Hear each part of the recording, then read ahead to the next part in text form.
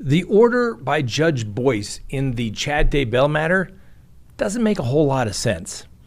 Murdaugh jurors speak out, a suspect charged in the death of Dylan Rounds, and then finally, our dumb criminal of the day. Let's talk about it.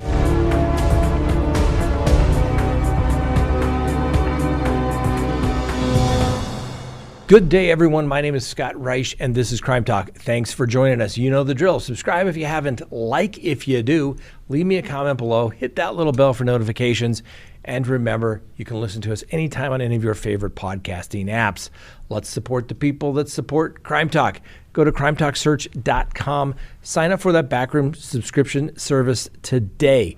All right. When you have that subscription, which you can cancel at any time, you can search anyone here in the United States, and you will get a report literally generated while you wait. It's going to have information as to whether somebody has a criminal history. Are they on a sex offender registry?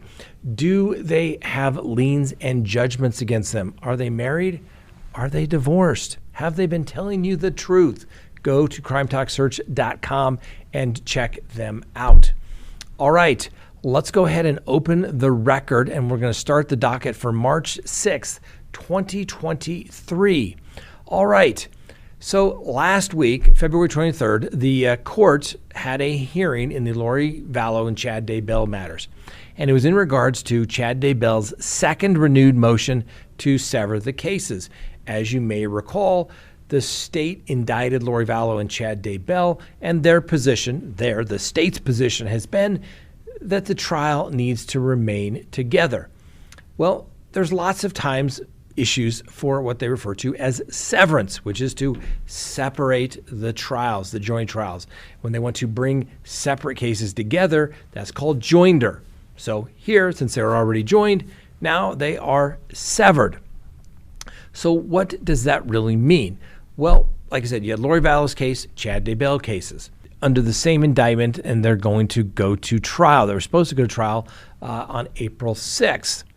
Anyway, there was a hearing held on March 2nd in regards to Chad Daybell's motion to sever. That motion is granted by the court. Now, in doing so, in the court's order, it's kind of a little discombobulated. Let's just say it that way. All right? Court relied on the standard of review, which was set out in some cases there in Idaho, which they need to look at. He also looked at Idaho Criminal Rule 14, which provides basically the general rule to make a decision as to whether there's joinder or severance and whether there would be any prejudice to the defendant. Once again, the government relies upon some case law and authority, but the real gist of what the court had to look at is under the rule. And it says the defendant has to be shown that the joinder will result in unfair prejudice. And it says that the court, when they've already decided that these trials should remain together, to separate them, again, the court has to make a judicial termination of every criminal proceeding because the defendant's adequate procedural safeguards to prevent the prejudicial joinder of charges against them. What does that really mean? It means the court has a duty to make sure everybody gets a fair trial. So then it says, to justify severance of trials previously found properly joined, the court should consider three potential sources of prejudice in analyzing the state's position in regards to the prejudicial joinder. First, will the jury get confused by the evidence and convict the defendant of one or more of both crimes when it would not convict him of either if it could keep the evidence properly separate? Next, the defendant may be confounded in presenting defenses as where he desires to assert his privilege against self-incrimination with respect to one crime but not the other, or that the jury may conclude that the defendant is guilty of one crime and then find him guilty of the other because of the criminal disposition. So what does that really mean? Okay. First, is there evidence that basically shouldn't come in as it relates to both defendant? Well, all of the evidence is pretty much going to be the same, which is what the prosecution has been arguing. So that doesn't make much sense. Next, the defendant may be confounded in presenting defenses where he desires to assert his privilege against self-incrimination with respect to one crime but not the other. So that's usually severance of charges where that comes in, where you say, hey, judge, my client is charged with a bank robbery, and he's also charged with possession of a weapon. He can testify to the bank robbery because he was there simply to deposit a check, but he may have self-incriminating evidence as it relates to the gun possession charge, so therefore you should sever that. Well, that doesn't seem to make much sense here unless Chad Daybell has been making an argument that says, Judge, he can testify as it relates to one count that he's charged with. Remember, he's charged with the death of J.J. Tylee, some financial crimes, and then obviously the death of his wife. So could he be saying, I could testify to counts 1 and 2, but I can't testify to count 3? Interesting. Doesn't necessarily seem to fit. Or then it says that basically the defendant could be found guilty because basically if he's found guilty of one charge, the jury may think, well, if he's found him guilty of one charge, he may be guilty of the remaining charges as well. So then the court goes on and says, based on the granting of severance to provide additional time for evidentiary testing, defendant Chad Guy Daybell's April 3rd, 2023 jury trial is vacated. Was it just me, or did it completely miss all of the rules in Rule 14 that the court put in its order and said, yeah, separate the evidence, assert his right to remain silent as it relates to one count but not another, or basically he could be found guilty just because he's got a bad guilt or his prior guilty disposition. He must be guilty of one. He must be guilty of everything. But no, the court goes through all that and then just says, based on further DNA testing, he's severed out. That doesn't make a whole lot of sense to me. I'm not exactly sure what the judge was doing. Now, as you may recall, the prosecution conceded that they were literally getting test results back from DNA 2 weeks ago. The defense has an opportunity to test those results, to look at the data, have it retested. Maybe it warrants even further testing. But of course, we don't know because, well, remember, Judge Boyce says we're all too stupid to understand. And it's, everyone who hears anything about the case obviously will be so prejudiced that they could not be a fair and impartial juror. Doesn't make any sense. So he's been doing everything in chambers, basically, or in a closed courtroom. That's why the ruling doesn't make sense. He issues a generic order, but it doesn't explain actually what he did. As you remember, Mr. Pryor, Chad Daybell's attorney, said they needed more time, that he wasn't going to be effective, hadn't started anything. The court denied all of those. But then I said, remember, the court has to balance the interests of the defendant's right to a fair trial and effective representation against that of a speedy trial. Lori Vallow hasn't been willing to waive speedy trial. Therefore, she has to go. And does this buttress Lori Vallow's argument as it relates to her case should be dismissed for a violation of speedy trial rights? Possibly. Don't think Judge Boyce is going to change his mind on that. I mean, he did change his mind on this. I'm a little surprised. But I think it grants credence to the motion to dismiss based upon the violation of her speedy trial rights, because all the court had to do was give her her day in court, even though the prosecution and the court said, no, we're going to do these trials together. Well, apparently you can sever the cases and everyone still gets a fair trial. So it makes you wonder why he couldn't have done that months and months ago. Another order that came out was that the court denied the motion to dismiss the indictment as it relates to Chad Daybell or to preclude the imposition of the death penalty due to continued discovery violations by the state. Now, that is not going to happen. Yes, the state routinely commits discovery violations. Discovery violations usually happen somewhat routinely in criminal cases. The prosecution doesn't turn information over in a timely manner. And then there's issues of delay and good faith and arguments and all that type of stuff. And really the remedy is the government doesn't get to use the evidence, or it's a motion for a continuance should be granted. Very rarely does a court ever grant a motion to dismiss, let alone preclude the death penalty for a discovery violation. It would have to be a very extreme sanction, and the court does not like to impose extreme sanctions like that. Anyway, at least we know Lori Vallow is going to go to trial, and we know what her defense is going to be.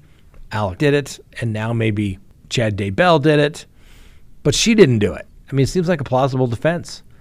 It almost seems like they could have done this, months ago when she demanded a right to a speedy trial. And don't get me wrong, no fan of Lori Vallow or Chad Daybell, but the Constitution has to be respected, no matter how heinous of a crime that people have committed. Remember, if we let the judicial system and the prosecutors start running roughshod over guilty people, they'll start doing it to innocent people as well. Next on the docket, Alec Murdaugh. The jurors speak. That's right. The jurors from the Alex Murdaugh trial would not have sentenced him to death if they had been given an option. They revealed this on the Today Show this morning, saying they would rather he be forced to live with his crimes for the rest of his life. So juror Amy Williams, Gwen Degenerate, and James McDowell waived their right to anonymity to appear on the NBC Today Show and to discuss the case. While prosecutors were able to convince the jury of Murdaugh's guilt, they were not able to nail down a specific motive for the double killings. They apparently the jurors did say, although the prosecution didn't seek the death penalty, they just didn't think that they would have gone for that extreme of a punishment. One of the jurors said basically, it would be very hard for me. Death is a hard thing. The family has suffered a lot. This way he gets to think about it and focus on what he did. They thought the worst punishment is him going to have to think about it for the rest of his life, which is a very strong argument that a lot of people make in regards to the death penalty. The jurors did concede that they may never know why Alec Murdaugh chose to kill his wife and son. They said, don't know if he'll ever know. It may have been a combination of things, not just the financial stress that he was feeling. But everything apparently was weighing on him, according to the jurors, referring to Alec Murdaugh's financial crimes that he committed, his exposure to those crimes, as well as his opioid drug addiction. Another juror believes that Murdaugh wanted to have control of everything and was simply driven by greed. The juror stated that, hey, his wife owned the majority of the things that they had, and he thought it was greed-driven that he was going to be able to get it all. One juror said it was just simply the perfect storm that led him to kill his wife and son. As you know, the jurors were rather quick to reach their decision last week. After a 6-week trial, they concluded in a little under 3 hours. And he said the jurors stated that they had been writing down questions throughout the trial whenever they retreated to the jury room for a break. It enabled them to romp through their doubts after closing arguments and persuade the 3 jurors that were undecided that Mr. Alec Murdaugh was in fact guilty. None of the jurors knew what a sensation the trial would in fact become. So far, 4 of the 12 jurors have come forward to explain their decision. None of them believed his tears when he sobbed about the deaths of his wife and son while on the witness stand. They said they didn't even think he was crying. He could turn it on and off just too quickly. The jurors didn't believe that he was genuine at all, which obviously goes against Mr. Alec Murdaugh's thinking that he can schmooze just about everyone. They weren't buying it. Apparently they were suspicious that he had a background as a trial attorney. Boy, don't trust those guys. They can sell you anything. Anyway, they said that he already knew he was a lawyer. He had to be emotional with a case like this for himself, and they said they were able to read right through that. The evidence that sealed the deal for them was the video recorded by Paul Murdaugh moments before his murder, in which his father's voice can be heard clearly in the background, which completely contradicted Alec Murdaugh's statements that he was not down by those kennels at all that night. Anyway, now the public is demanding answers over the Murdaugh family's alleged long-rumored involvement in the suspicious death of Buster's former high school classmate. That's right, Stephen Smith's death was ruled a hit and run, but his mother, Sandy, says she's always maintained that her son, who was gay and a classmate of Murdaugh's son, Buster, was murdered, and there was a cover-up. She states there's a long-rumored involvement of a Murdaugh, whether it's Buster or somebody else in the family, that he has knowledge of, at least as it relates to the death of Stephen Smith. Investigators reopened Stephen's case, as well as an investigation into the death of the family housekeeper, Gloria Satterfield, following the murders of Maggie and Paul Murdaugh. Investigators at the time said they had reopened the cases after discovering information in their investigation into Maggie and Paul's homicides, and detectives have not revealed exactly what that information was, but clearly something was discovered. Now, obviously, nothing's been prosecuted. There's no statute of limitations on a homicide case, and maybe the state's just taking their time to dot their I's and cross their T's. We'll see. Obviously, the family for Stephen Smith wants justice, and they should deserve it if it was not some accident and it was, in fact, murder. Next on the docket, James Brenner is charged with 1 count of aggravated murder and 1 count of abuse of a corpse of a human body. That's right. He's been charged by the Box Elder County Attorney Office in Brigham City, Utah. Brenner has been charged and been held in the Box Elder County Jail since he was arrested for some firearms violations back in June, and now he's charged with the death of Dylan Rounds. As you may recall, Mr. Brenner was squatting on property near Dylan Rounds' farm when Mr. Rounds disappeared. Dylan was farming in the desert town of Lucin, Utah, when he vanished over Memorial Day weekend last year. His grandmother spoke with him on May 28th, and nobody has heard from him since. There's been no sign of Dylan anywhere and no activity on his cell phone or bank records since that day. Dylan's body has not been found yet, but the police remain optimistic that they will have something soon. And then finally today, our dumb criminal of the day. A Georgia woman was arrested after police said that she crashed her SUV into a Popeyes. Why, you may ask, Scott? Why would a woman drive her SUV into a Popeyes? Well, it's obvious, isn't it? She didn't get her biscuits in her order. What is a rational person to do?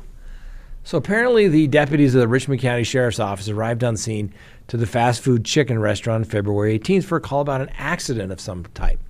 The manager told the deputy that a customer, later identified as Belinda Miller, drove her Toyota RAV4 into the entrance of the building. This was after she became upset that her order didn't have any biscuits. Witnesses told investigators that she was waiting in line inside the Popeyes when Miller allegedly told her, "You better hurry up and get her order because she is coming back in there." The managers also told the deputies that before the incident, Miss Miller had threatened her staff, then drove away. A few minutes later, Miller called the Popeyes and said she was already on papers and would drive her vehicle into the building. The manager stated that before any of this happened, she had corrected the mistake and gave Miss Miller her biscuits, but states that Miller was still not happy, according to the police reports. The police say that they then found Miller's SUV at her home, and front end was damaged after she drove away from smashing it into the restaurant. Well, Miss Miller's been arrested for aggravated assault and criminal damage to property. Okay, Miss Miller, you take the cake, or should I say the biscuit, for one of the dumbest criminals I've ever reported upon. Okay? First, food violence. Really? Who does this over food violence, let alone biscuits from Popeyes? Don't get me wrong, they're good. You want your order. You paid for it. I get it. But when the manager says he gave them to you and you didn't recognize it, and so when you say you're on paper, that means you're either on probation or parole, and you're going to take action. And so you destroy your own car to show them that you didn't get your biscuits. You really showed them, didn't you, Miss Miller? Yeah. And then on top of that, you get arrested for aggravated assault. Yeah, you're going to be on paper a little longer after you go to the Department of Corrections. Miss Miller, you are dumb. Sometimes people just make dumb mistakes, but you're just dumb. For biscuits, wrecking your own car, and getting yourself arrested. I know some people get offended by the word dumb, but you're dumb. That's all we have for you today. Couldn't get through anything else after being shocked by the dumbness of Miss Miller. Anyway, thanks for watching. We'll see you next time on Crime Talk.